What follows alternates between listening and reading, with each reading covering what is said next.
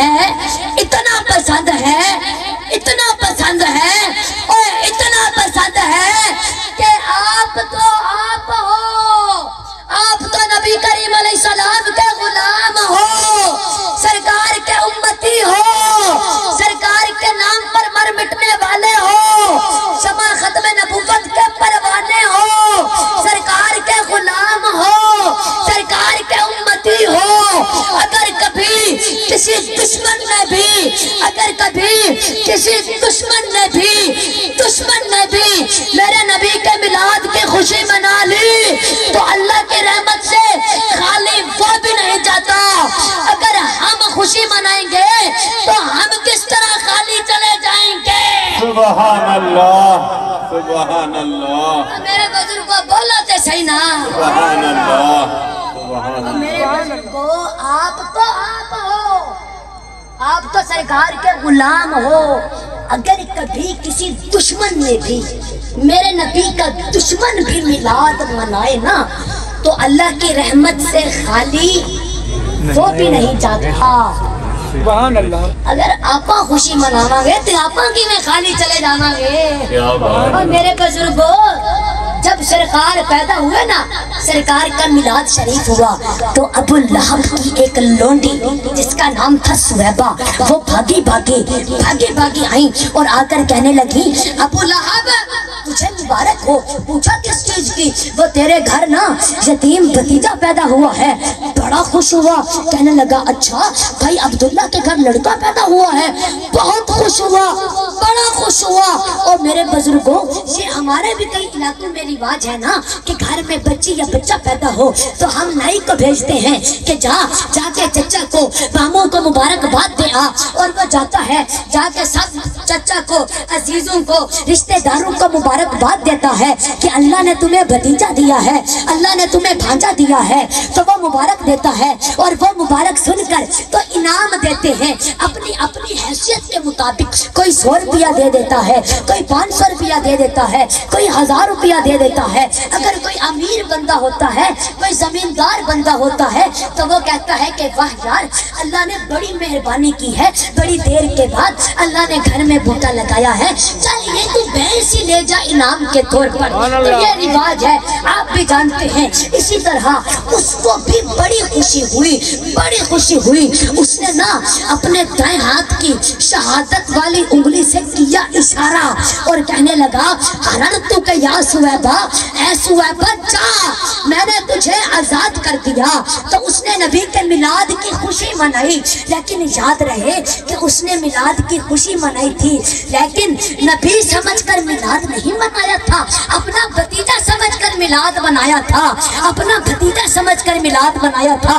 اور جب 40 سال بعد نبی نے نبوت کا اعلان فرمایا تو یہی چچا میرے آقا کا سب سے بڑا دشمن بن گیا۔ اور ابو لہب سے اتنا بڑا بدبخت تھا کہ اللہ نے نا اس کی مذمت میں پوری سورت نازل فرمایا تبت یدا ابی لہب وتب ما اغنا عنہ مالہ وما کسب سیصلی نارا ذات لہب وامرأتہ حمالۃ الحطب فی جیدہا حبل من مسد۔ تو ابو لہب یہ اتنا بڑا بدبخت تھا، یہ مرا نا تو چیچک کی بیماری سے مرا۔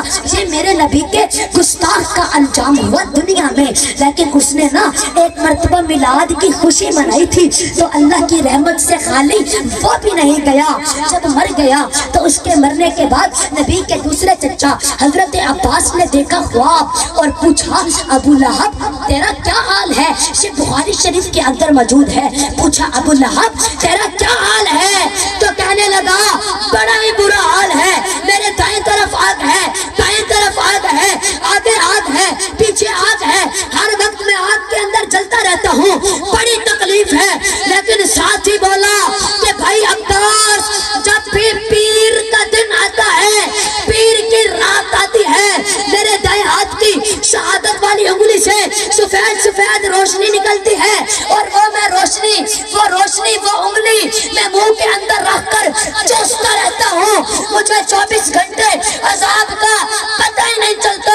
پوچھا یہ تجھ پر کرم کیوں ہوا؟ کہنے لگا وہ میں نے نبی کے میلاد کی خوشی میں لونڈی سویبہ کو آزاد کیا تھا، اللہ کا وہ میرا عمل پسند آیا، میرے لیے پیر خیر کی رات ہو گئی، میرے لیے پیر کی رات کو عذاب ختم ہو گیا۔ تو میرے بھائیو حدیث شریف تو ختم ہو گئی، حدیث نقل کرنے کے بعد حضرت شاہ عبدالحق محدث دہلوی نے فرمایا، امام کشتیانی نے لکھا، امام زرقانی نے ارشاد فرمایا، ابن جوزی بھی بولے کہ یارو جادو کو جو سر چڑھ کر بولے، فرمایا نبی کا میلاد منانے والوں تمہیں مبارک ہو، وہ تو نبی کا گستاخ تھا، تم تو نبی کے غلام ہو، اس نے میلاد منایا تھا اپنا بھتیجا سمجھ کر، تم میلاد مناتے ہو اللہ کا محبوب سمجھ کر، جب وہ اللہ کی رحمت سے خالی نہیں گیا تو پھر تم بھی اللہ کی رحمت سے خالی جا سکتے ہی نہیں۔ سبحان اللہ، نعرہ تکبیر، اچھا تو میرا ویر نعرہ تکبیر، نعرہ کو آج کرنا ایک گل بھی بڑی چلی ہوئی ہے کہ جی نبی تے آئے سن کئی صدیاں پہلے تے تسی ہر سال ہی میلاد دی خوشی مناندے ہو، تے میں آکھیا اوے قرآن پڑھ۔ سبحان اللہ، سبحان اللہ۔ میں پوچھیا کہ اے اللہ دا سونا قرآن کس رات میں آیا؟ لگا جی لیلۃ القدر دی رات وچ۔ میں پوچھیا اے اللہ دا سونا قرآن ہر سال نازل ہوندا ہے یا اکو باری آیا سی؟ کہندا ہے جی اکو باری آیا سی۔ تو میرے بزرگوں جس طرح قرآن ہر سال نازل نہیں ہوتا، نازل یہ صرف ایک مرتبہ ہوا، لیکن ہے اتنی عظمت والا، اتنی شان والا کہ سال کے بعد جب بھی نزول قرآن کی رات دوبارہ آتی ہے، 1000 مہینے کی عبادت و ریاضت اس رات کے صدقے بڑھ جاتی ہے۔ میں نہیں کہتا، اللہ خود فرماتا ہے اِنَّا أَنزَلْنَاهُ فِي لَيْلَةِ الْقَدْرِ وَمَا أَدْرَاكَ مَا لَيْلَةُ الْقَدْرِ لَيْلَةُ الْقَدْرِ خَيْرٌ مِّنْ أَلْفِ شَهْرٍ۔ تو میرے بزرگوں جس طرح قرآن ہر سال نازل نہیں ہوتا، اسی طرح صاحب قرآن کی ولادت بھی زندگی میں ایک مرتبہ ہوئی، لیکن ہیں اتنی عظمت والے، اتنی شان والے کہ سال کے بعد جب بھی میلاد کی رات دوبارہ آتی ہے، شاہ عبدالحق محدث دہلوی نے فرمایا کہ مرتبے اور شان میں یہ لیلۃ القدر سے بھی زیادہ بڑھ جاتی ہے۔ سبحان اللہ، نعرہ تکبیر، اللہ اکبر، نعرہ رسالت، یا رسول اللہ۔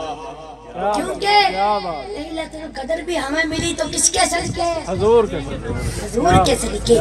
اگر حضور آتے ہی نہ تو نہ ہمیں رمضان ملتا، نہ ہمیں قرآن ملتا، اور نہ ہی ہمیں لیلۃ القدر ملتی۔ تو میرے بزرگوں پاس ایک بات سمجھ لو، دیگے پکانے کا نام میلاد نہیں، جلوس نکالنے کا نام میلاد نہیں۔ اگر جلوس نکالنے کا نام میلاد ہوتا نا تو یہ جو الیکشن کے جو جلوس ہوتے ہیں یہ بھی میلاد بن جائیں گے۔ جلوس نکالنے کا نام میلاد نہیں، جلسے کا نام میلاد نہیں۔ اگر جلسے کا نام میلاد ہوتا نا تو یہ جو مشرف نے 23 مارچ کو مینار پاکستان میں جو جلسہ کیا تھا یہ بھی میلاد بن جائے گا۔ جلسے کا نام میلاد نہیں، لائٹنگ کا نام میلاد نہیں، دیگے پکانے کا نام میلاد نہیں، میلاد نام ہے محبوب کے آنے کی خوشی کا۔ سبحان اللہ، بس چرچے کا خوشی کا نام ہے میلاد شریف۔ کیا